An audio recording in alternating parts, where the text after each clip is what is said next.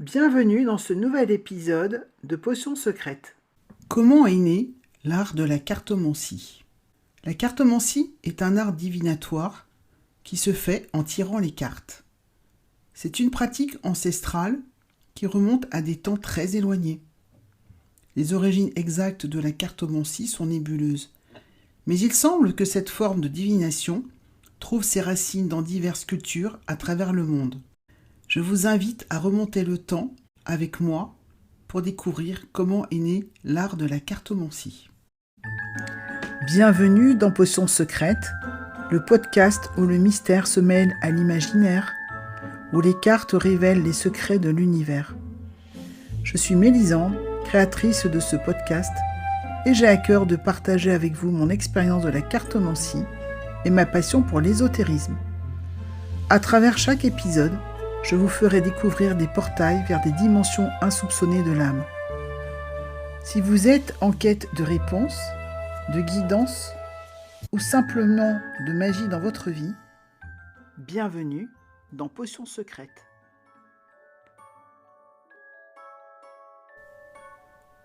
Depuis la nuit des temps, les êtres humains ont cherché des moyens de percer les mystères de la vie, et ils ont toujours voulu connaître leur avenir. La cartomancie était une solution qui leur permettait de répondre à ce besoin profondément enraciné de trouver des réponses. Ils pouvaient aussi obtenir une guidance dans un univers souvent imprévisible. Les premières traces de cette tradition de la cartomancie remontent à des millénaires. Dans les civilisations antiques, les gens scrutaient les motifs naturels, les nuages, les lignes de la main ou les entrailles des animaux. Ils pouvaient y déceler des présages et des augures. La cartomancie s'inscrivait dans cette quête éternelle de l'humanité pour donner un sens aux événements de la vie. À travers les âges, chaque culture a développé ses propres systèmes et symboles divinatoires. Ces systèmes reflétaient leurs croyances, leurs mythes et leur cosmologie unique.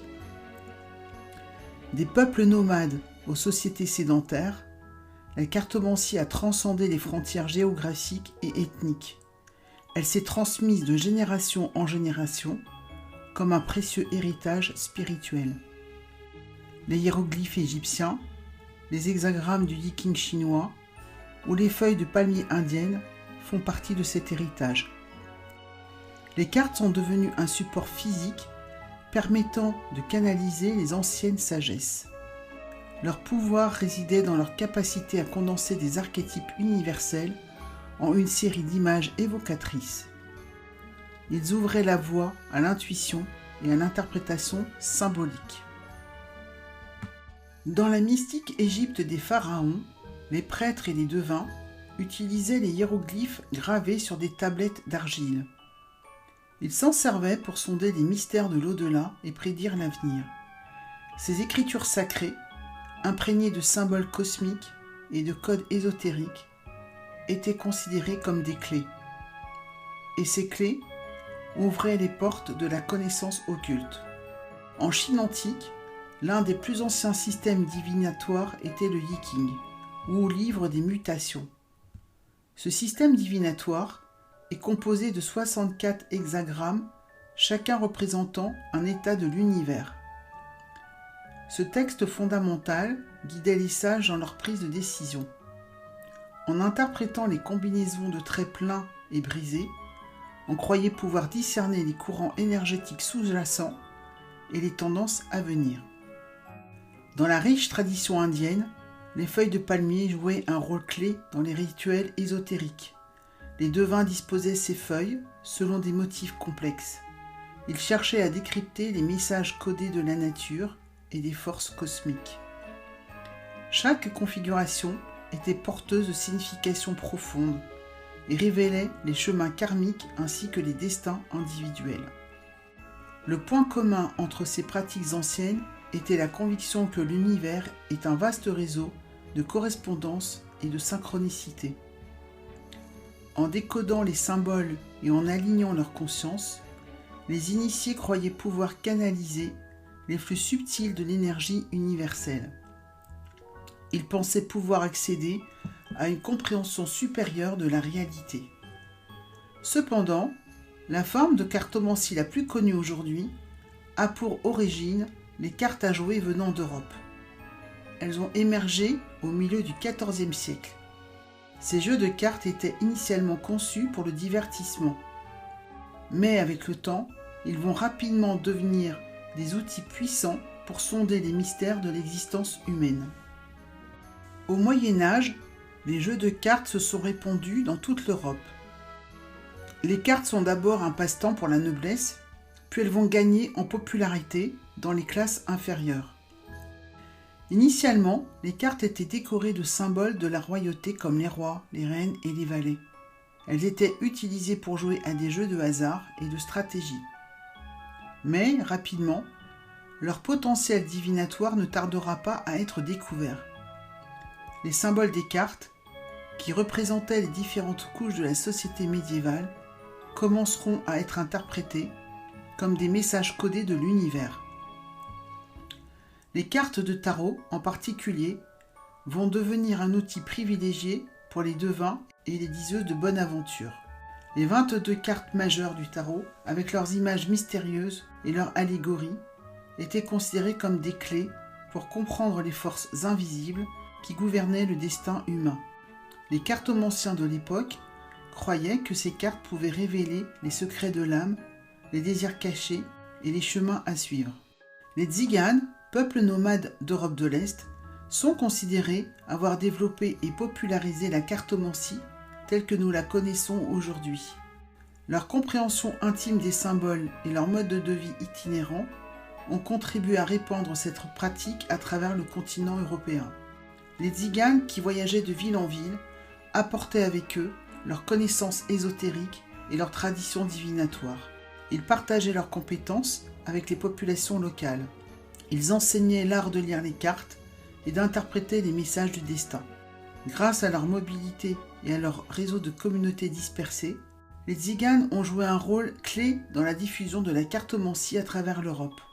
Ils ont adapté les symboles et les interprétations aux cultures locales, créant ainsi une riche diversité de styles et de traditions cartomanciennes. Leur influence a été si profonde que même aujourd'hui, la cartomancie est souvent associée à la culture mystérieuse des Tziganes.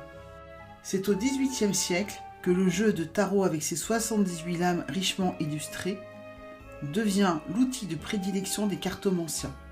Les 22 cartes majeures du tarot représentaient des archétypes et des concepts philosophiques. Elles ont ajouté une nouvelle dimension à l'interprétation des tirages. Ces cartes portaient des noms évocateurs comme le fou, la papesse, la roue de fortune et le diable. Elles représentaient des forces universelles et des principes métaphysiques. Chacune de ces cartes majeures était considérée comme un portail vers des réalités supérieures, offrant une compréhension profonde de la nature humaine et de l'univers. Les cartomanciens de l'époque croyaient que ces cartes pouvaient révéler les secrets de l'âme, les désirs cachés et les chemins à suivre. Peu à peu, les interprétations des tirages de tarot deviennent ainsi une forme d'art subtil, nécessitant une grande maîtrise des symboles et une intuition aiguisée. Des personnalités célèbres comme la reine Marie-Antoinette et Napoléon Bonaparte étaient connues pour consulter les cartomanciens. Cette pratique est ainsi devenue à la mode dans les salons aristocratiques et les cours royales d'Europe. Les cartomanciens les plus réputés étaient invités à la cour pour offrir leurs services à la noblesse et aux membres de la haute société. Les tirages de tarot étaient considérés comme un moyen de prendre des décisions éclairées, de comprendre les évolutions politiques et de prévoir les événements à venir. La popularité du tarot va s'étendre rapidement au-delà des cercles aristocratiques pour atteindre les classes moyennes et les intellectuels. Les salons littéraires et les cercles occultes deviennent alors des lieux de rencontre pour les amateurs de cartomancie, où l'on discutait des dernières théories ésotériques et des interprétations les plus audacieuses. Le tarot était devenu un outil de réflexion philosophique, un moyen de sonder les mystères de l'existence et de comprendre les forces qui gouvernaient le monde.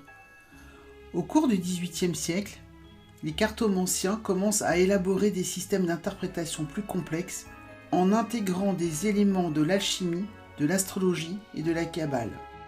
Les tirages de tarot deviennent ainsi une forme de méditation active permettant aux adeptes de pénétrer les secrets de l'univers et de découvrir leur propre place dans le grand dessein cosmique. De nos jours, la cartomancie reste une forme populaire de divination spirituelle et d'introspection personnelle.